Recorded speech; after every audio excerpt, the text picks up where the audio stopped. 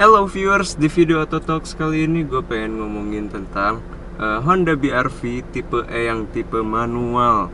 Dan mobil ini tuh tahun 2016 ya, jadi cukup baru juga waktu gue bikin video ini ya. Yuk kita lihat. Nah, Honda BR-V itu menurut gue nggak terlalu berbeda sama Mobilio. Jadi cuma dikasih aksesoris kayak lebih SUV gitu ya, jadi nggak terlalu berbeda juga. Mekanismenya juga masih sama, mekanisme mesin gitu-gitu ya maksudnya ya. Buat kalian yang pengen tahu yang versi Matic-nya kayak apa, menurut gue nggak terlalu berbeda sama Mobilio. Jadi kalau pengen tahu rasa Matic-nya bisa lihat di video gue yang pertama ya, video yang tentang Honda Mobilio ya. Jadi silahkan tonton. Tapi kalau misalnya lu pengen tahu yang manualnya juga bisa, dan gue pengen ngejelasin tentang BR-V ini secara keseluruhan. Jadi ayo kita tonton aja. Nah, pertama gue pengen ngebahas tentang eksteriornya. Nah, eksteriornya itu menurut gue terlalu Mobilio. Mobil ini ground clearance-nya itu 200 mm alias 20 cm. Sedangkan Mobilio itu ground clearance-nya itu 18,9 cm. Jadi perbedaannya cuma 1,1 cm. Dan untuk keseluruhan juga perbedaannya lebih tinggi mobil ini sih, cuma dikit. Sekarang kita lihat desain depannya dulu ya. Nah, desain depannya itu menurut gue cukup bagus. Dan kalau dibandingkan dengan Mobilio, gue milih ini atau Mobilio, mobil ini deh, soalnya lebih gagah gitu ya. Lampu depannya pakai proyektor, tapi lampunya masih halogen ya. Terus positioning lampnya itu pakai LED. Terus yang tipe E juga ada fog lamp ya. Jadi yang tipe S itu nggak ada fog lamp. Jadi mulai tipe E dan Prestige yang ada gitu. Dimensi mobil ini juga bertambah panjang jadi 4,4 meter ya, dan lebarnya juga lebih lebar sekitar 1,7 meter.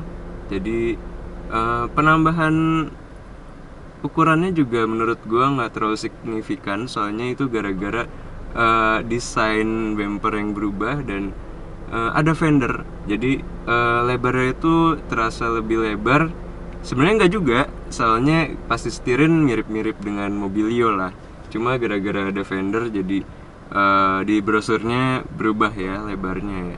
Terus untuk di belakang desainnya sebenarnya cukup unik ya, soalnya ada apa ya, kayak lampu rem palsu di tengahnya yang nyambung itu. Tapi menurut gue nice touch lah dari Honda gitu kalau misalnya desainnya unik kayak gini gitu ya, daripada nggak ada lampu palsunya ini ya. Gue lupa sebutannya apa, jadi sorry ya, istilah ngarang gue ini emang rada-rada aneh ya. Jadi si lampu palsunya ini menurut gue menambah elegan ya dibandingkan dengan chrome. Nah, sayangnya di tipe Prestige itu ada chrome gitu ya, jadi menurut gue malah kelihatan murahan. Sorry ya, soalnya gue nggak suka chrome. Lampunya kalau nyala, lampu belakangnya tuh kayak apa ya, LED gitu ya, padahal belum LED sih. Secara keseluruhan bentuknya cukup baik.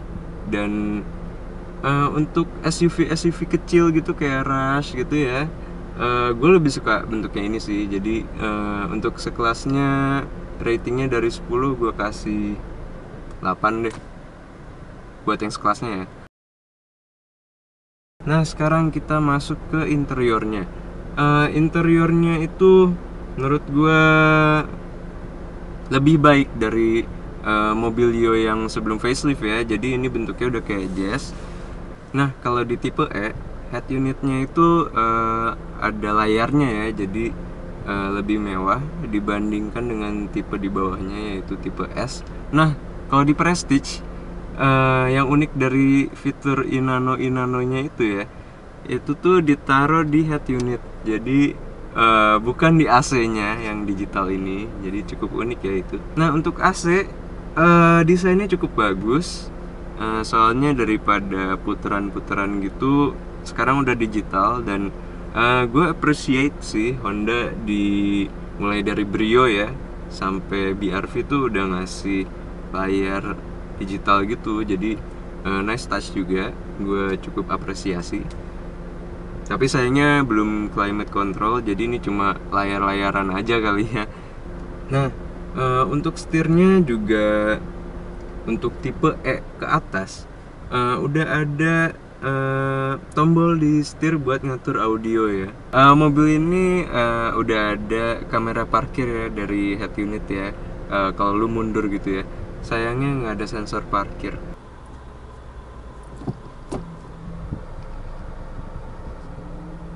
Nah sekarang kita beralih ke belakang.